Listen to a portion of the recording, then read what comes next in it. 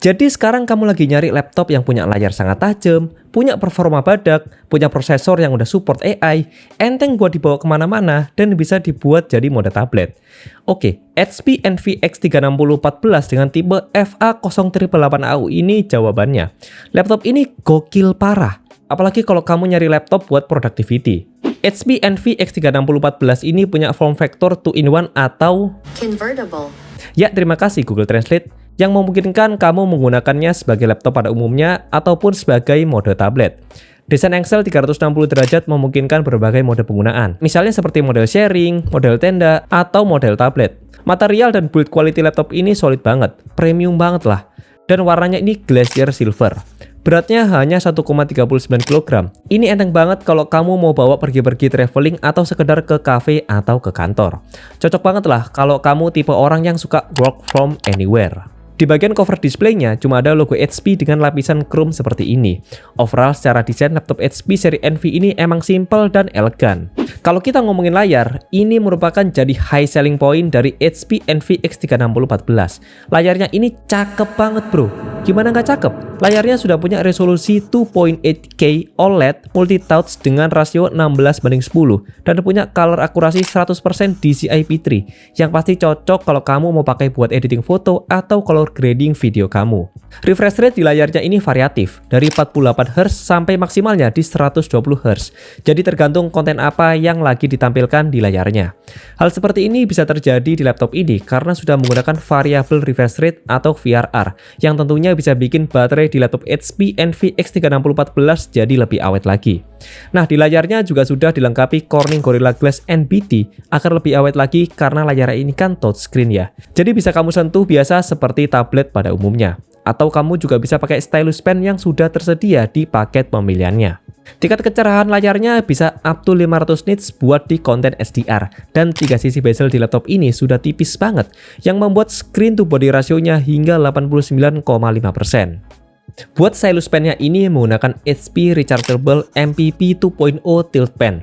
Jadi kamu bisa ngecharge ini pensil dengan cara dorong di bagian sini, dan portnya sudah menggunakan USB Type-C. Baterai dari pennya ini juga awet banget, dan kalau kamu mau ngecharge juga gampang kok. Buat pakai pennya sendiri juga nyaman-nyaman aja. Ini cocok banget kalau kamu orangnya suka desain. Laptopnya dibuat model tablet dan bisa pakai stylus pennya. Kamu juga nggak perlu khawatir kalau pennya bakalan nyelip atau hilang, karena sudah ada magnetnya dan bisa ditempel di sebelah kanan dari bodi laptopnya. Di bagian bezel atasnya ini ada webcam dengan resolusi 1440p yang punya Microsoft Studio Effect. Jadi kamu bisa kasih efek blur di backgroundnya. By the way, seperti ini kualitas dari webcam ketika aku lagi di lighting ruangan normal. Jadi aku nggak pakai lighting tambahan, cuma pakai lighting dari kamar aja. Dan kamu juga bisa nilai gimana kualitas dari mikrofonnya. Di sebelah sini ada TV dan lagi nyetel suara anak-anak, terus ada suara dari istriku, dari anakku. Dan kamu bisa nilai apakah AI noise cancellingnya bekerja atau enggak. Dan juga di laptop ini bisa automatic framing. Jadi misal aku geser ke sini, nanti dia akan ngikutin. Nah kan dia bakal ngikutin. Kalau misal aku geser ke sini, dia bakal ngikutin lagi. Buat mikrofonnya sendiri gokil parah. Coba deh kamu lihat perbandingannya antara pas suaranya dari Mac laptop ini dan juga dari iPhone 12. Harusnya sih kalau AI noise cancellingnya bagus, maka suara yang terdengar hanya suaraku aja. Suara dari TV, suara dari background noise yang lain itu nggak akan kedengeran. Harusnya sih kalau AI noise cancellingnya bagus, maka suara yang terdengar hanya suaraku aja. Suara dari TV, suara dari background noise yang lain itu nggak akan kedengeran. Gila, gokil parah kan AI noise cancellingnya? Lalu untuk di bagian portnya, di sebelah kanan ada satu USB Type-A 10GB per second dan satu combo audio jack. Lalu di sebelah kiri ada dua USB Type-C untuk charging dan display, ada port HDMI 2.1 dan ada satu port USB Type-A 10GB per second lagi. Di bagian keyboardnya ini biasa aja sih, tapi yang aku suka adalah ukuran keycaps-nya ini gede-gede dan huruf di keyboardnya juga gede-gede. Hal itu bikin nyaman banget buat ngetik di keyboard ini. Di keyboardnya juga sudah dilengkapi backlight dual level yang bisa kamu ganti-ganti dengan tekan tombol Fn plus F4. Lalu di function button F12 juga ada shortcut untuk akses aplikasi Omen Gaming Hub atau aplikasi My HP. Yang uniknya di function button F1 ada shortcut buat emoji. Yang ini sering banget sih aku pakai buat jawab-jawabin komen kalian di video YouTubeku. Nice HP. Ada tombol dedicated untuk Copilot yang bikin kamu makin mudah buat tanya-tanya langsung sama AI-nya Microsoft. Tinggal sekali pencet, kamu bisa langsung tanya apapun. Tapi ya begitu bro.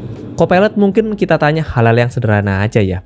Ku coba tanya codingan kompleks ke dia, malah nggak bisa jawab sempurna. Masih lebih baik kalau kamu tanyanya ke DeepSeek di LM Studio atau ke ChatGPT. Oh ya, keyboardnya ini bakalan mati kalau kamu pakai di mode tablet atau di mode tenda. Jadi kalau mau ngetik bakalan muncul on-screen keyboard seperti ini.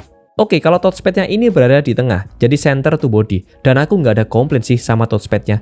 Ini udah cukup nyaman buat dipakai hingga 3 jari. Dan juga ukurannya ini gede banget bro. Lalu di bagian audio nih, di laptop HP Envy X36014 ini sudah menggunakan Poly Studio dual speaker pakai teknologi DTS-X Ultra dan masih ditambah lagi dengan HP Audio Boost. Pokoknya speakernya ini mantep banget. Coba deh kamu dengerin sendiri.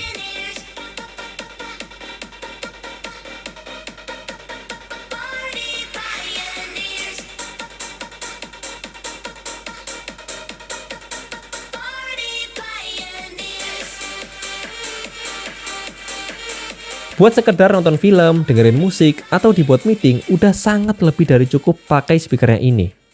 Laptop HP Envy X36014 ini ditenagai oleh AMD Ryzen 7 8840HS yang punya 8 core 16 thread dan prosesor ini juga merupakan chip AI pertama berbasis Windows yang disebut Ryzen AI.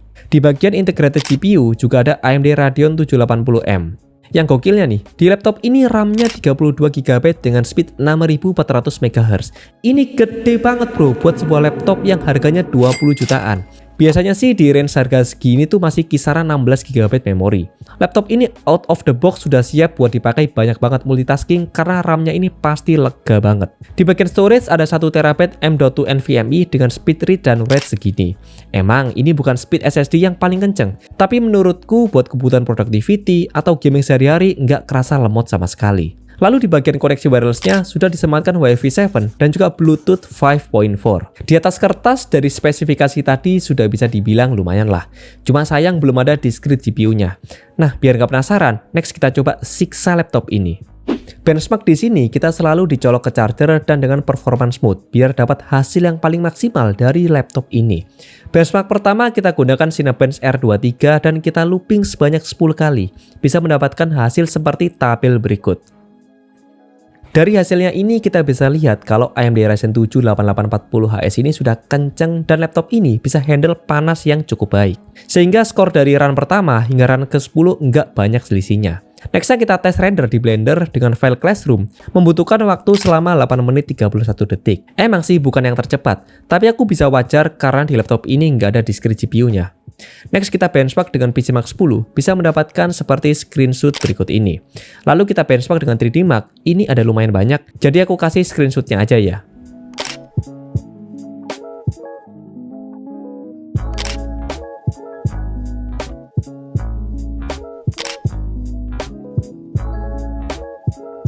Cara benchmark sintetis dengan aplikasi tadi emang sudah terlihat bagus resultnya. Tapi gimana kalau kita buat real world test? Oh ya, buat tes setelah ini kita nggak colokin ke charger. Jadi defaultnya hanya pakai baterainya aja. Karena ini laptop pasti bakalan sering kamu pakai kerja di luar kan? Jadi aku yakin pasti kamu bakalan sering pakai kerja laptop ini tanpa dicolok ke charger. Oke, pertama kita benchmark dengan aplikasi Adobe Family. Aku coba import 350 foto ke Adobe Lightroom Classic butuh waktu 31 detik.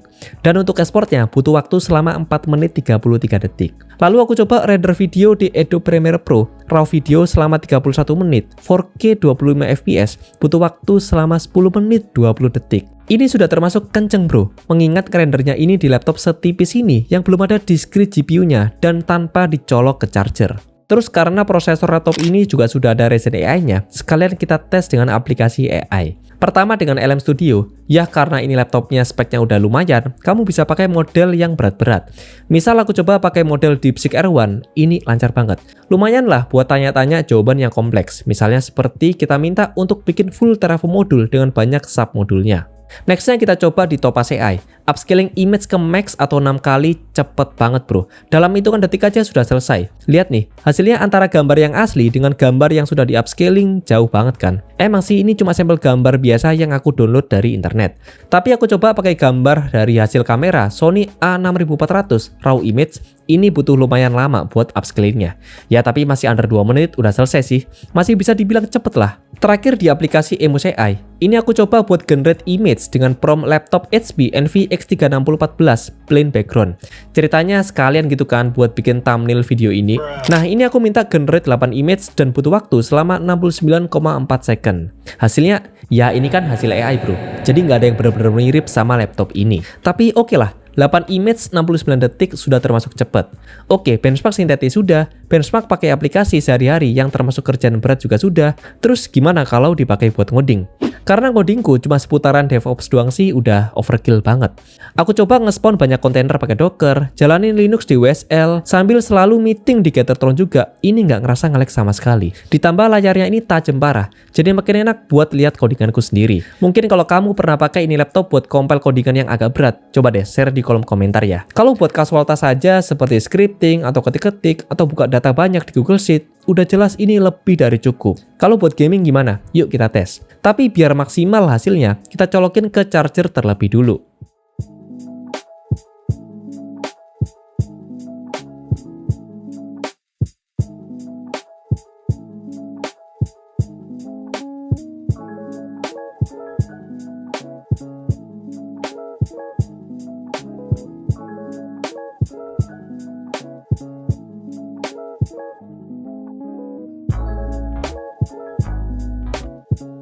Yang namanya laptop buat productivity, pasti syarat utamanya itu baterainya harus awet.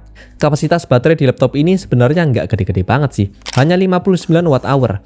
Tapi setelah kita tes dengan PC Max 10 untuk modern office, bisa bertahan selama 7 jam 27 menit. Ini udah cukup lah buat kamu pakai kerja sehari-hari. Dan kalaupun baterai laptop ini habis, ngecharge-nya juga simpel banget, pakai USB Type-C. Jadi technically kamu bisa pakai kabel apapun untuk ngecharge laptop ini. Charger bawaannya pun kecil banget bro. Kecil-kecil gini kapasitas chargernya 65 watt dan kabelnya sudah braided yang bikin daya tahan kabelnya bisa makin awet lagi. Laptop HP Envy X36014 dengan tipe F088AU ini bisa sangat aku rekomendasikan kalau kamu lagi nyari laptop 2-in-1 dan lebih fokus kepada productivity. Buat cari cuan ya pokoknya. Mau dipakai mode laptop pada umumnya bisa, mau kamu pakai mode tablet juga bisa, mau kamu pakai mode tenda buat sekedar entertainment juga bisa. Ditambah ada stylus pen yang bikin kamu makin nyaman kalau sedang edit-edit foto atau lagi desain. Beratnya sangat enteng, hanya 1,39 kg, yang bikin punggungmu nggak pegel kalau laptop ini mau kamu bawa kemana-mana. Walaupun laptop ini tipis dan enteng, tapi performanya juga gahar. Dibuat productivity apapun pasti bisa. Kalau kamu mau pakai buat gaming tipis-tipis juga bisa. Tapi ya jangan disemen juga sih performanya sama laptop gaming ya. Layarnya ini fitur yang paling bisa diunggulkan dari HP Envy X36014. Layarnya ini OLED bro, tajam banget layarnya. Sangat cocok kalau kamu pakai untuk editing foto atau color grading videomu. Desainnya cakep bro, lihat nih, elegan banget kan? Kamu pakai kerja di luar gitu sudah bisa kelihatan kalau ini laptop yang premium. Prosesornya sudah ada Ryzen AI yang pastinya bisa optimal buat dipakai kerja yang butuh AI. Apalagi AMD juga kerjasama dengan 150 ISV. Jadi Ryzen AI akan jauh lebih optimal dengan berbagai macam aplikasi yang bisa membantu productivity-mu. Kalau kamu mau samaan kayak aku punya laptop seperti ini, klik link yang ada di deskripsi ya. Oke, aku Fahri Akbar, sampai jumpa di next video.